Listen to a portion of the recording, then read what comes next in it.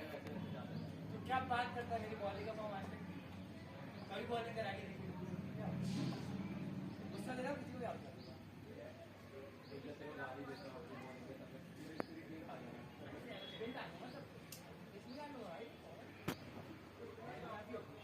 अभी वो मेरे साथ शुभम भैया तेज भैया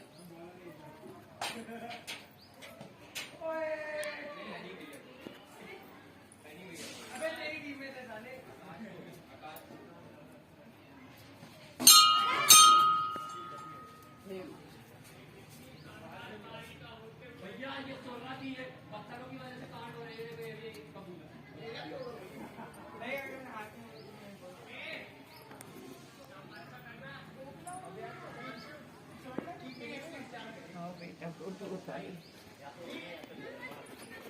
आपकी भी ले लेती हूँ।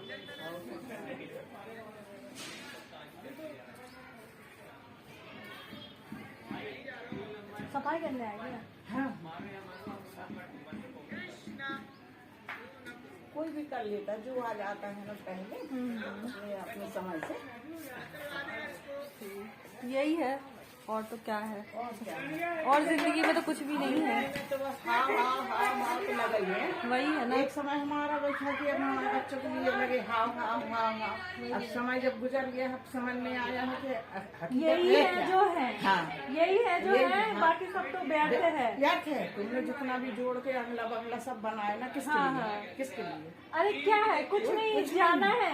अगर बच्चे अच्छे निकले ना हाँ हाँ तो ये बंगला अंगला ठीक है। हाँ। बच्चे बेकार हैं तो बंगले अंगले सब बर्बाद करने हैं। कहाँ है? सही बात है ना। हे ईश्वर। वही है पर ये है ना कि ये मन भी नहीं मानता जब तक सांस है तब तक आस वही है। तो हम बोल रहे हैं ना कि अपनी जिंदगी में जवानी जब रही तो अब अपन यदि 10 रुपये कमा रहे तो 5 खर्च करेंगे 5 बच्चों में 10 रुपये काम आए पढ़ा लिखा के इस लायक बनाए कि वो अपने कामयाब है कमा खा रहे हैं अब उसी में मतलब अब समझ में आ गया है कि अपन अब काय के लिए हाव हाव करें जो जिंदगी बीत गई अब बाकी का समय भगवान ने आप लोग का जीवन जो बीता है हाँ।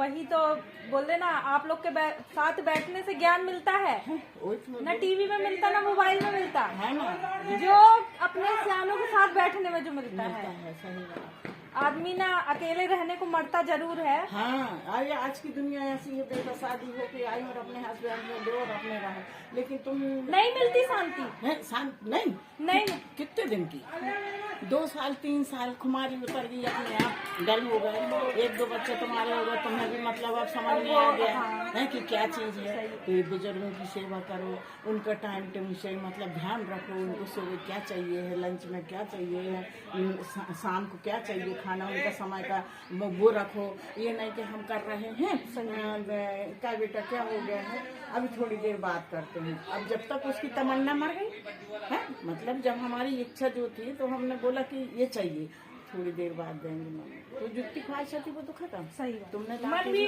मन जाता है, ला के भी दिया तो किस काम का है? थोड़ा इच्छा हुई खाए, नहीं तो अलग कर। तो ये सब बहुत जिंदगी मैंने देखी। मेरी 72 साल की उम्र है, लेकिन मेरी साथ वाली बोलते कि बेटा की मम्मी आप जैसी मतलब मैंने शुरू से देखी हूँ वैसा ही हो, मतलब ना तो मोटाई ना पतली, जितनी दुबली उतनी फ्रेंड, हर चीज। मैं इनकी बारी हम लोग की शुरू से आदत है काम करने की।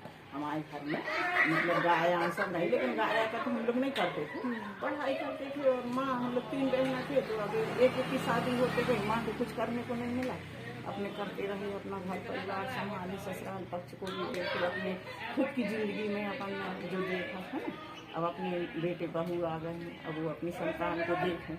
हमने तो जो दिया उनको संस्कृति तो दी, आप तो संस्कार दिला भला कैसे देते हैं?